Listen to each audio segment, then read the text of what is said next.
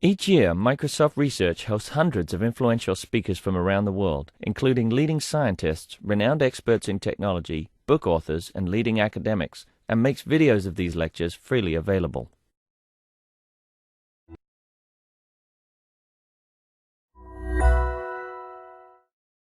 Now we have Team Tracktile, Explore a City with Your Hands and Ears, from University of Applied Sciences, Potsdam in Germany.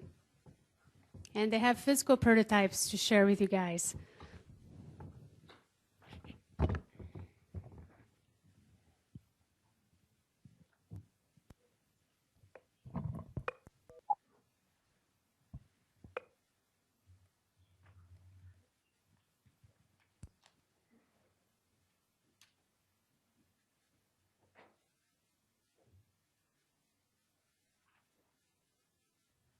Hello, hello, hello, hello. Can you hear me?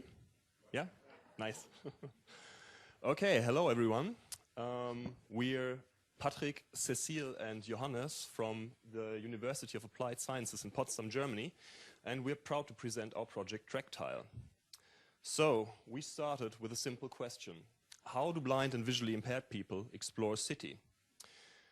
So we humans, we're very visual creatures, and when we think about how a blind or visually impaired person would explore a city, we think that there's a lot they can't experience and a lot that they're missing because, well, they just can't use their eyes. But we didn't actually want to define visual impairment as a deficit, as something that removes those affected from an essential part of human experience. Instead, what we wanted to do was try and see if there was something to be gained for everyone from the way they experience the world. So how can we explore a city without our eyes? First, there are your immediate physical surroundings, there's just the space around you. So what's the floor like? Are you walking on grass, or is there pavement maybe? Is it raining? Are you perhaps cold or uncomfortable? Yeah. Then you start to listen, and maybe you can hear strangers talking, or maybe there's a park across the street and you can hear the birds in the trees. Or maybe there's a street just up the block and you can hear the cars rushing past. Then there's your sense of orientation and the knowledge you have of your surroundings. So do you know where you're going? Do you know the name of the street? Do you know that there's a great coffee shop just to your right? So all these different states of feeling, of knowing, of hearing, of remembering, these make up our experience of the cityscape. But there are other people in the city as well, and all of them, they have their own experiences, their own stories, and their own memories. And we wanted to make it possible to share those with friends or with just anyone, really. We wanted to give you the means to explore or discover an entire city in a new way, to connect with it, to learn about it, perhaps even to fall in love with it. Tracktile is an electronically and digitally augmented tactile map that makes it possible to explore a city with your hands and with your ears. And Patrick will now talk about the magic behind Tracktile. But Tracktile is not only an object, but there's a whole service around it. First thing you do is you go to the website and select the destination and the sites you want to see. For example, Berlin and Checkpoint Charlie. Then you order your customized map. When it arrives, you can really get in touch with the cityscape by feeling out streets, buildings, parks, and water through the different surface structures we used. But what makes Tracktile really different to other tactile maps? With Tracktile, you can use your ears to discover even more. There are 3 different audio layers on the map, which can be activated separately. The first one, which is on every map, includes the basic informations about a city, like street names, important buildings, and points of interest. The second layer is a community layer, where you can access different content shared and created by other tactile users, like helpful informations and reviews, but also sound recordings of the noises of a city to really feel the atmosphere. But you can also create this content yourself during your trip. And this content is included in the third layer, your personal one. You can sync and store these audio recordings onto your map, which makes it easier to live your memories, to relive your memories. And you can also share them with the community. if you like. So let's have a closer look to Tracktile in real life. Now you will hear the basic layer, which helps you to prepare your trip and understand a city layout. Unter den Linden. Pariser Platz, Brandenburger Tor. The community layer gives you the possibility to learn more from the blind and visually impaired community. Biergarten Schleusenkrug, great beer garden in a beautiful park near the river. Checkpoint Charlie. It was quite an experience standing on the border of the Berlin Wall. You can use our fully accessible app for sound recordings during your trip. And you would be surprised how well visually impaired people can use smartphones.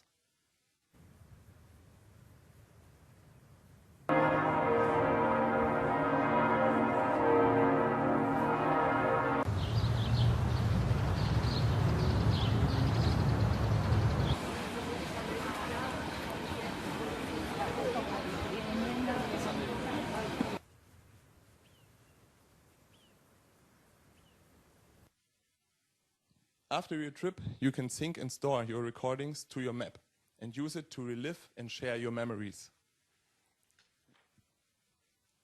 Now to Cecile.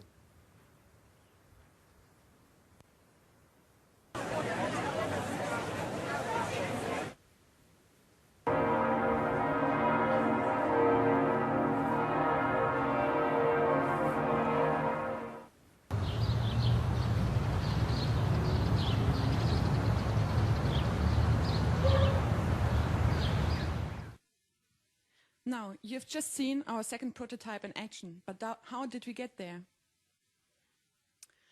To evaluate if our concept could be realized, we started prototyping in an early stage. This is a work-in-progress picture of our first prototype.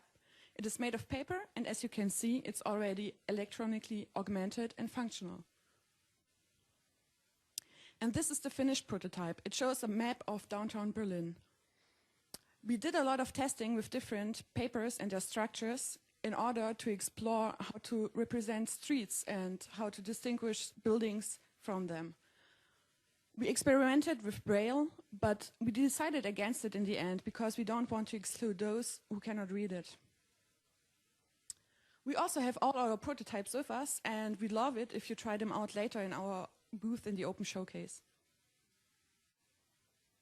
So we engaged with the community and got in touch with a lot of online users on Facebook groups, and they gave us insights about orientation and navigation in the city and traveling with visual impairments. During our first research phase, we met Michael, who's very active in the blind community and who likes to travel to new places. He tested our first prototype and later also the others, and gave us valuable feedback about distances and sizes on the map layout and ways to improve them.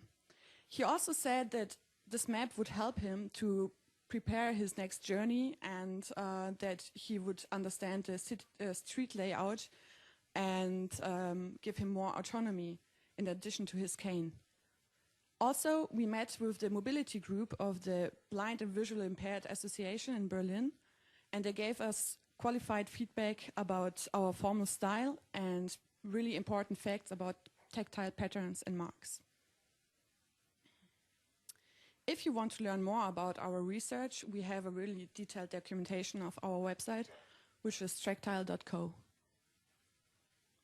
So our research led us to our development of the second prototype. And here we focused more on formal and aesthetic properties, like surface structure and the overall look and feel. We CNC milled MDF and used different patterns for the different kinds of parks, green spaces, and waters. And we varied the sizes and widths of streets. During our research, we felt that there was a real demand for a portable version. And so we developed one. We developed a third prototype, which is foldable and fits into your pocket. so you can explore a city while you are on the go.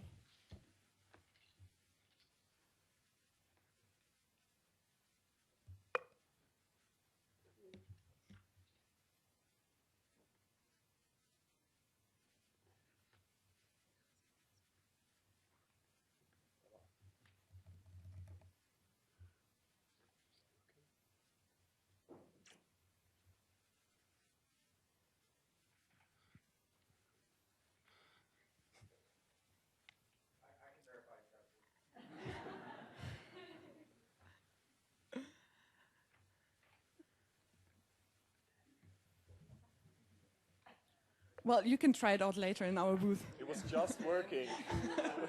It's too nervous, apparently. We just tried it back there and it worked. Yeah. The best thing is to try it out yourself. Can't be true. It's a nervous map.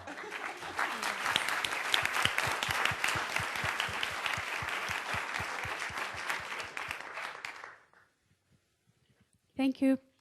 Well, just a second. Everybody's left. So, it was our goal to create more than a tool. It was our goal to create more than a tool, a beautiful and aesthetic, perhaps even poetic object. Something that has a quality for everyone, whether they're blind, visually impaired, sighted. And we believe that Tracktile is a beautiful way to explore a city with your hands and with your ears. Thank you.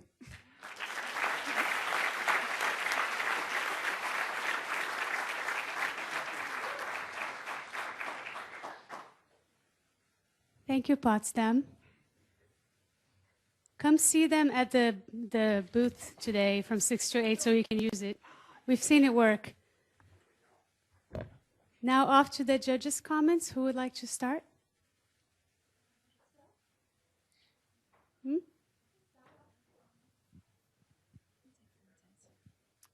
So thank you very much. That was very nice, despite that moment that we've all had. So absolutely kind of, always happens.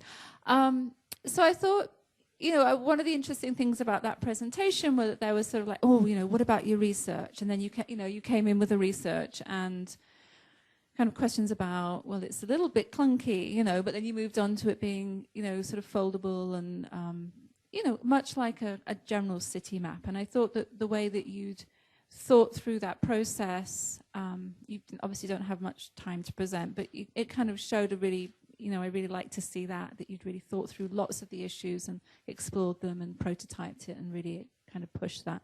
So I think that was great. I of course, still have lots of questions about it. And,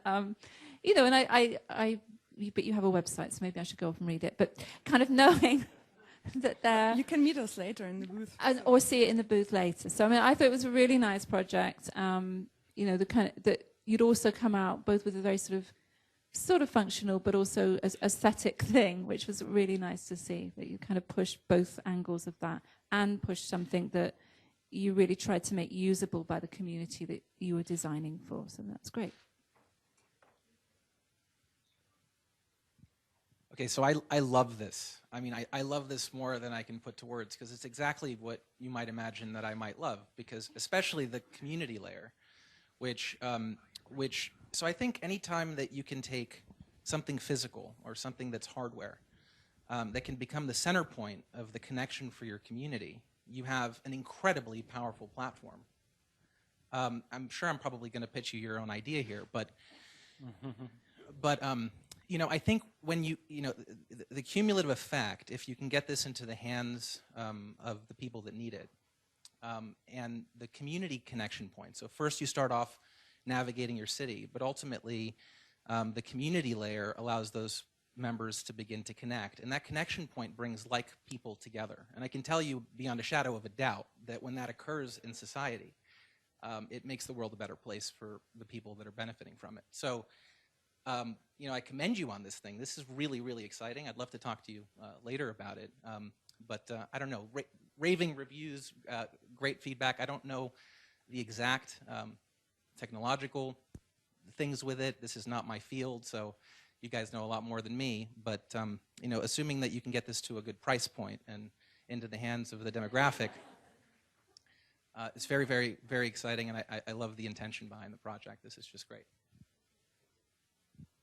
Likewise, I'm very, very have a lot of desire for one of these on my wall, connecting me to a place, you know, that I love, and I'm sure many people in the audience would be able to identify with that idea of being sort of somehow connected through some object, a large-scale wall installation or something.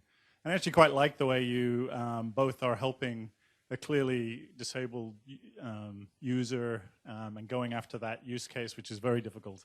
And at the same time, designing, like choosing not to include Braille is a quite bold choice in this project, particularly to make it more inclusive of everybody, right? So this is something that both visually impaired and non-visually impaired can both enjoy. I think there is a question still around the sort of, is this for preparation before, you know, learning the city, or is it for experiencing the city while I'm, you know, while you've got the mobile version, or is it for reflecting on the city? And perhaps, in conclusion there, it's all three, and it's equally good at all aspects of that, which is even more commendable, because you would have thought it would be specifically sort of dialed into one of these, and I think you've done a good job making it address each of those kinds of scenarios. So congratulations. Great presentation too, visually.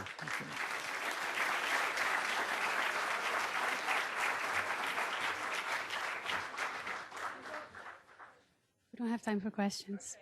Questions later in the booth. Questions later at the booth. Thank you, guys. Each year, Microsoft Research hosts hundreds of influential speakers from around the world, including leading scientists, renowned experts in technology, book authors, and leading academics, and makes videos of these lectures freely available.